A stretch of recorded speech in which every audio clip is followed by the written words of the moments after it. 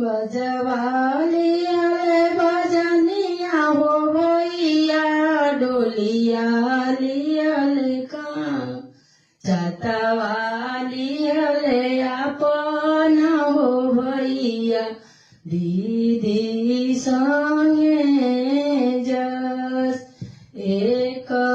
बने गईली हो दीदी दूसरे बने जस पर्दा उठाई जब देखली कौन दीदी भैया हमार लवट ए भैया घरे चली जा आमाजे रोवत हुई है दिह